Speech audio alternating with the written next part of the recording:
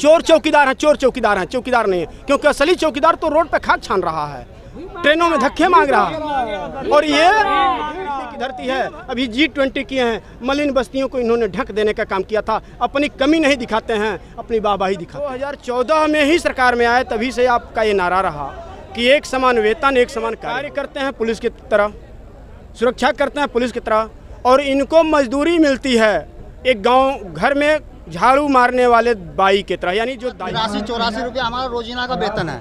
इसमें घर का खर्चा नहीं चला पाते हम।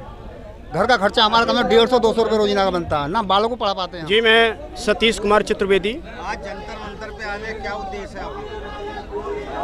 ये हमारी एक पार्टी है, राजनीतिक दल लोक जन समाज पार्टी भारत।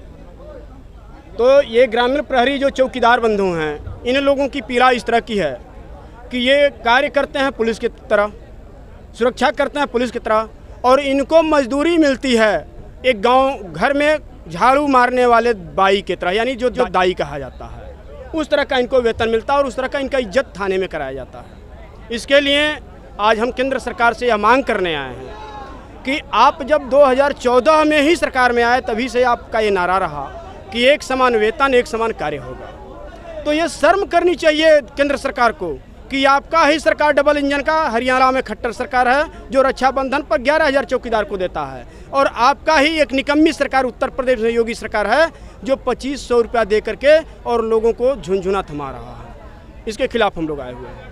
मतलब क्या क्या मांगे आप लोगों की मुख्य मांगे? हमारी मांगे यह है कि चाहे हमारे चौकीदारों को चतुर्थ श्रेणी में ही किया जाए, लेकिन राज्य कर्मचारी का दर्जा दिया जाए और इनका वेतनमान कम से कम 18,500 किया जाए, ताकि इनका घर चल सके।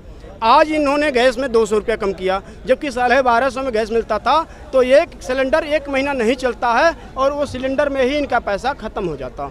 तो ये राशन और दाल और चावल और सब्जी कहाँ से लाते, जबकि आपने 160 रुपये किलो टमाटर बेचवाया था। आपके साथ ये कहाँ से लोग आए?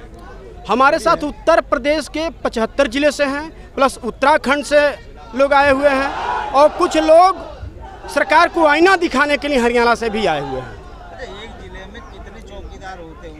एक जिले में नहीं, आप ये जान लें कि पूरे उत्तर प्रदेश में स्टेट लेवल पर 70,000 चौकीदार हैं और उत्तराखंड में 15,000 चौकीदार हैं।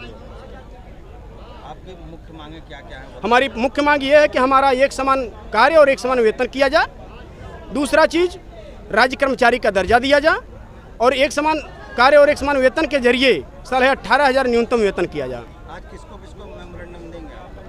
मैंने गृह मंत्री को लिखा है और गृह मंत्री को ही दूंगा, क्योंकि ये गृह मंत्रालय का मामला है और उनसे नीचे हमारी कोई बात नहीं होगी। सरकार को कोई संदेश देना चाह रहे जंतर मंतर के मंच से? जंतर मंतर के इस जगह से मैं संदेश यह देना चाहता हूं कि अभी अगर नहीं समय पर चेत लिए और हमारे चौकीदारों का इस 1 महीने में, चूँकि आज 14 तारीख है, पूरे सितंबर का समय हम लोग देंगे, इस 1 महीने में अगर ये लोग वेतन नहीं बढ़ाए या राज्य कर्मचारी का दर्जा नहीं दिया, हमारे मांगों पर विचार नहीं हुआ, तो निश्चित तौर पर चाहे हमें गोली खानी पड़े, लाठी की बात नहीं करूंगा, गोली खानी पड़े, हम संसद भवन में जा करके और माननीय प्रधानमंत्री और माननीय गृह मंत्री जी को घेरने का कार्य करेंगे। चाहे इसके लिए हमें जो भी कुर्बानी देनी पड़ेगी हम देंगे।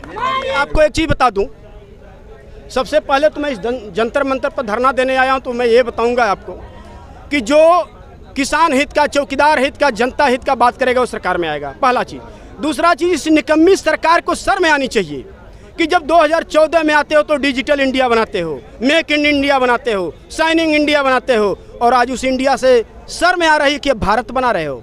क्या उस समय यह बुद्धि नहीं खुली थी?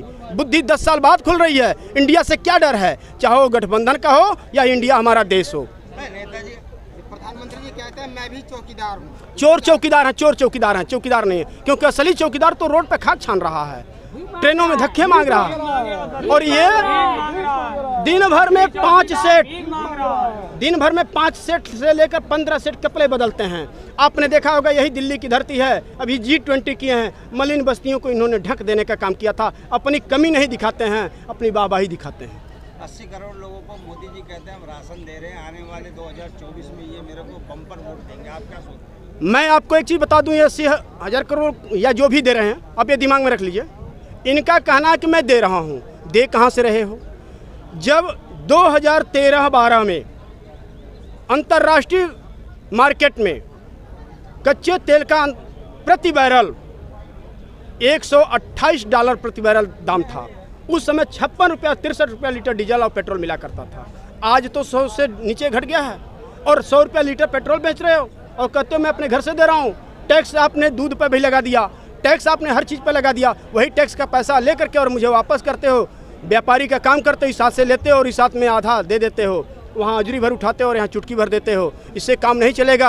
आप लोग अपने चैनल के माध्यम से बता दीजिएगा कि माननीय मोदी जी, जो जनता आपको सर आंखों पर बैठा करके भारत का प्रधानमंत्री बनाती है और इतने आगे तक बढ़ाती है, वही जनता आपको रसातल में भी ले जाने का कार्य करेगी 2024 में। लास्ट सवाल मेरा ये है, अगर 2024 तक ये देश मतलब उत्तर प्रदेश के चौकीदारों का अगर आवाज़ जो आप उठा रहे हैं अगर इसको नहीं मानी जाती तो 2024 में क्या वोट का चोट होगा? 2024 में वोट का चोट ये होगा कि इनके विरोध में हमारे चौकीदार बंधु कैंपेनिंग करेंगे, हर जगह प्रचार प्रसार करेंगे और इनका पोल खोलने का काम करेंगे। और मैं आपके इस चैनल के माध्यम से बता देता हूं, भारत के नरेंद्र मोदी प्रधानमंत्री महोदय या अमित शाह जी जहां से भी चुनाव लड़ेंगे, हमारी लोक जनसमाज पार्टी भारत किसी न किसी चौकीदार को वहां से खड़ा करेगी ताकि इनको अपदस्थ करने का काम करे। अच्छा, घोसी के चुनाव को लेकर आप क्या सोचते हैं? इनकी शर्म मोह हया भी नहीं है बंधु, क्योंकि 40 मंत्रियों को उन्होंने लगाया था और सभी मंत्रियों ने मुंह में कालिक पोत करके भाग लिया। उस पर मैं क्या कहूँ, आप लोग खुद देख।